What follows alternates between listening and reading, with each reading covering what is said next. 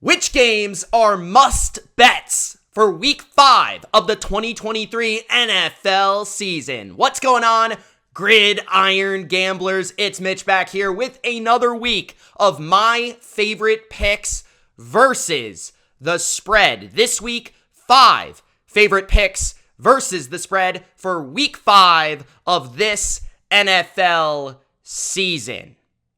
My goal is to help you win some money this NFL season.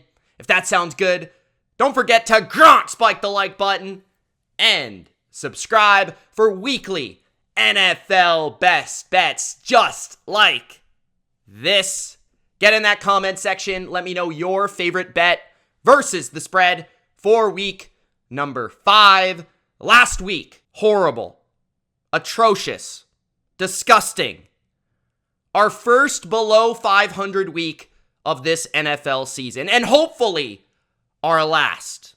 It's redemption time. It's bounce back time in week number 5. So without further ado, allow me to give you my best bets for week 5, beginning with my first pick versus the spread.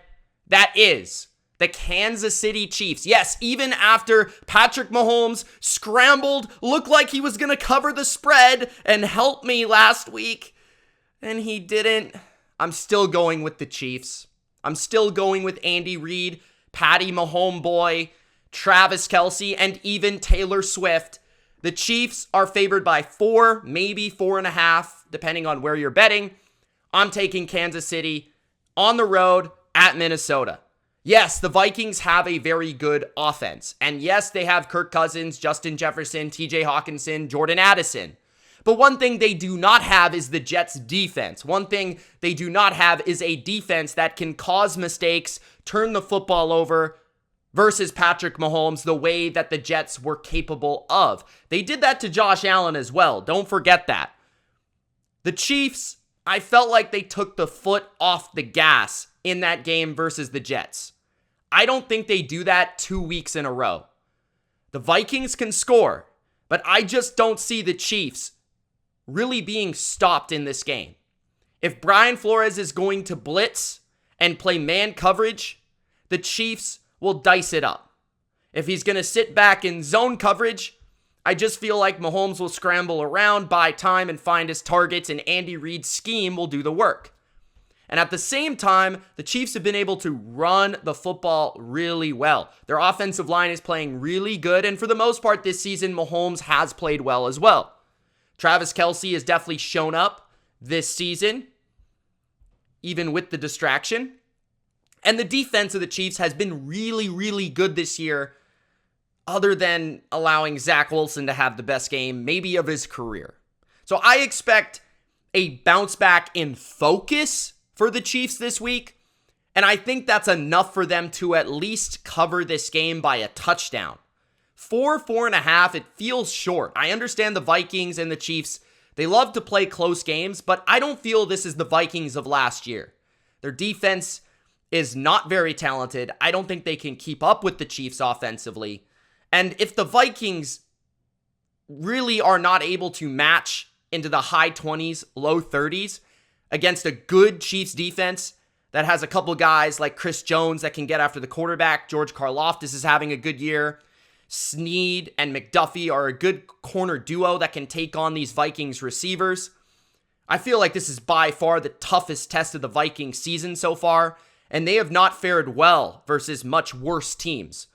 So I feel the Chiefs should be able to win this game by 6, 7, maybe even more, as long as they stay focused in this one. So give me Kansas City for a bounce back week and to help my bounce back week in week number 5. My second pick versus the spread is the biggest game of the week. I will be attending this game in San Francisco on Sunday Night Football. I'm taking the 49ers minus 3.5. These two teams have played last year, the year before, in the playoffs. And both times, the Niners covered a 3.5 point spread despite being actually an underdog in the game 2 years ago in Dallas. So just looking at history, the Niners have won these games by about a touchdown. And I expect something similar to happen here. I also believe that this will probably be more of a defensive game, but I will say the Niners offense poses a threat towards the Cowboys defense that is similar to the Cardinals and what the Arizona Cardinals were able to do to the Cowboys defense. That is run the football down their throat through misdirection and through angles in the running game.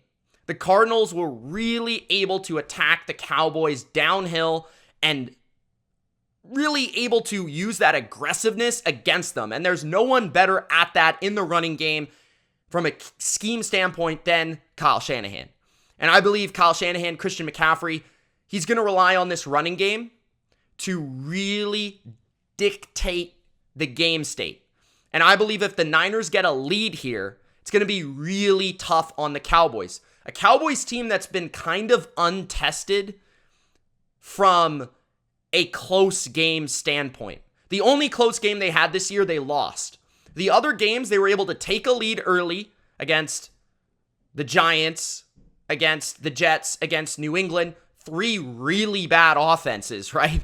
And then their defense was able to just thoroughly dominate from a pass rushing standpoint against 3 of the worst offensive lines we've seen in football this year, New England, the Jets, and the Giants.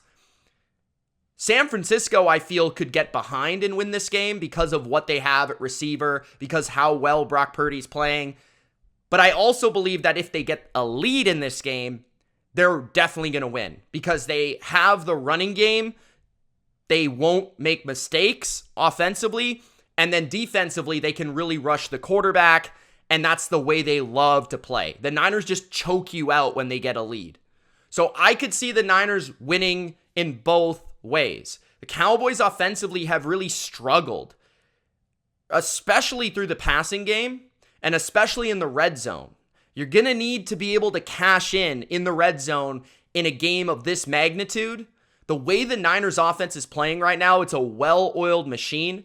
And even as good as the Cowboys defense is, as talented as it is, they have so many options to attack you with. They're playing in a rhythm.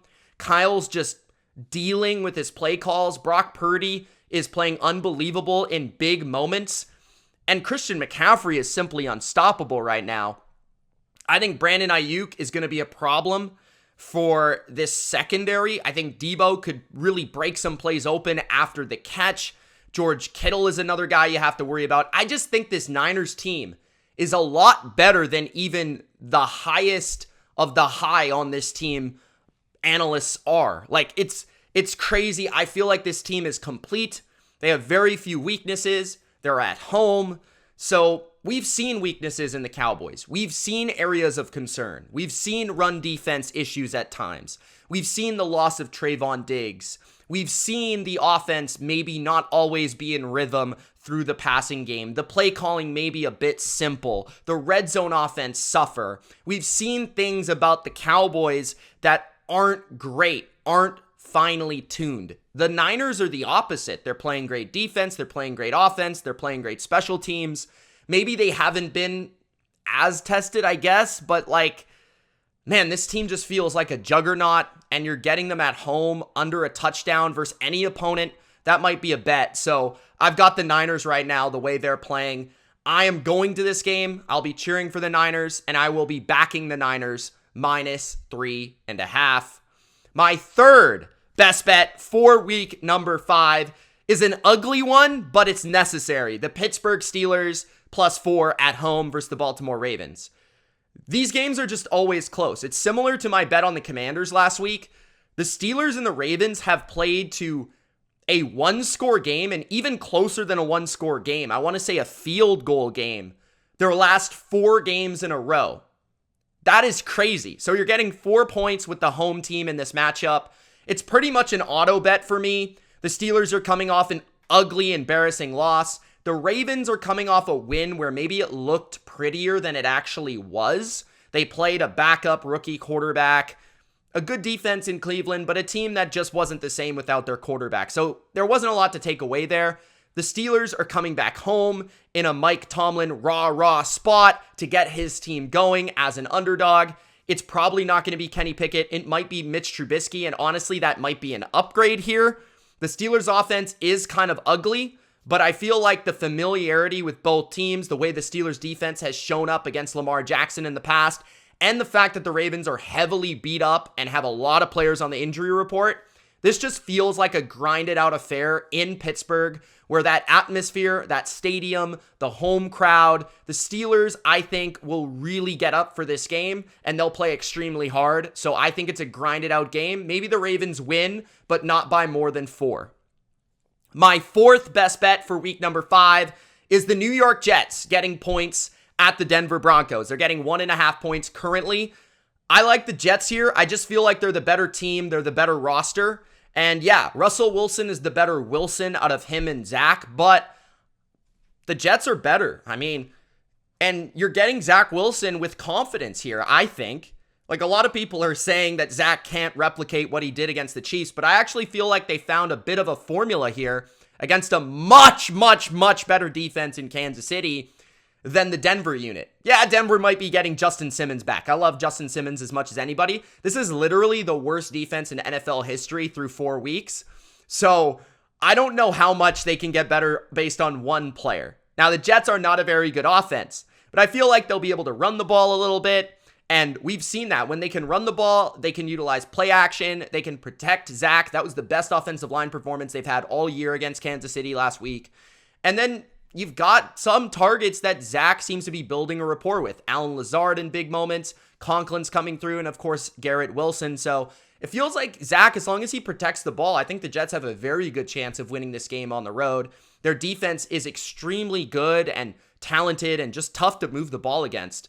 And if they do get a turnover or two, they'll definitely win this game. It feels like the Jets can always hold teams to low point totals. They can't always turn the football over, but the games that they've almost won or won, they have. So it feels like the Jets can do that against Russell Wilson and an offense that they've played some pretty good offenses this year. They've played Dallas. They've played Buffalo. They've played Kansas City. Denver is kind of easy, in the difference between those units. And then on the other side, the Jets have played New England's defense. The Jets have played Dallas's defense. The Jets have played Kansas City's defense. The Jets have played the Bills' defense. All units are way better, worlds better than the Broncos' defense. So it just feels like the Jets are getting a break in the schedule here. They're getting an easier opponent. And I don't think people quite understand the difference for the Jets in this game. I think they'll just be able to play the way they actually want to. Run the ball, protect Zach. Zach can throw the ball away when he needs to because his defense will take care of business. He's not playing Pat Mahomes. He's not playing Josh Allen. He doesn't have to force things. So I think the Jets come through here. Their defense dominates, and they win a close game on the road. And then my fifth and final pick versus the spread. I'm going back to the well with the Green Bay Packers. I understand it was an embarrassing bet last week, and you guys were right, a lot of you in the comment section, on that pick. I totally missed on that, and I have to live with that. The Detroit Lions are a better team than I gave them credit for. The Packers were too beat up, I think. And then they just had a bad game. Like, from the start, you could tell that they were just off. And even Matt LaFleur, I've never seen that guy quite get as angry as we saw him on Thursday. They've actually had 10 days to prepare for this game. They've had extra time to get healthy. It appears that a lot of their guys are now practicing, from Alexander at cornerback to the left guard Elgton Jenkins. Both didn't play on Thursday night. Christian Watson will be healthier and probably playing all the snaps instead of half. Aaron Jones, who barely played against the Lions, will probably play a lot more in this game. So it just feels like the Packers are going to be a healthier unit, which is going to help Jordan Love because there was too much pressure on Jordan Love. The offensive line was out of sorts in the first half. It took them a whole half to get really everything protected and get going offensively. I think their offense is going to look a heck of a lot better against a Raiders defense that, to me, is not a very good unit. It's Max Crosby, not a lot else. And I feel like the Packers will do a much better job protecting. And I think that with Christian Watson and Aaron Jones actually healthier there, they're going to make some explosive plays. I think their run game will get going better against the Raiders than a Lions team who's elite against the run this season.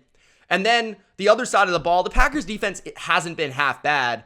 And we saw what Khalil Mack was able to do against the Raiders tackles. I think Rashawn Gary, with his power, his size, his bull rush ability, can do something similar in that matchup. The hit and miss run game of the Raiders has been all over the place, and I feel like that won't be too much of a concern. And then if Alexander is back, he can definitely go toe-to-toe with Devontae Adams for sure. Stokes might also be back for the Packers in the secondary. I think the Packers' pass defense is overall pretty good anyways, so it just feels like you're getting a team in the Packers who are coming off a really embarrassing Thursday night performance. A lot of people will undervalue them. I still feel like they're going to be a team that ends up making the playoffs. Maybe I'm totally overvaluing them, but they're playing a team that is probably bottom 6 or 7 in the NFL right now, and I definitely feel like a field goal at least should be the spread here. Like, I understand it's on the road, but man, it just feels like there is a big difference for me between my perspective on the Packers and my rating of the Raiders. So I have the Packers -2, -1 in this matchup. Those are my 5 picks versus the spread for week number 5. I'm going to continue with the teaser of the week, but if I lose 2 more, I will get rid of it because it's not worth it for you guys to give you this pick if I'm just going to keep losing, because overall it's been a bad year for the teasers and a great year for the spreads for the most part. This week I'm going to go a little unconventional, so I'm going to tease the Jets from 1.5 up to 7.5. This is going to be a defensive game. The Jets defense can keep them in this game. I just don't think the Broncos are a team that can blow anybody out right now, so I'll take the Jets defense.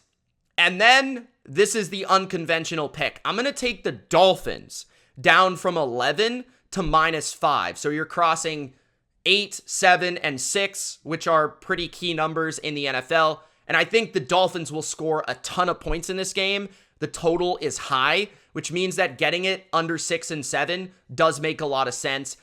Instead of laying 11, you can just lay 5 and have the Dolphins win by a touchdown against maybe the worst looking team in football right now, the New York Giants at home. So the Dolphins, -5.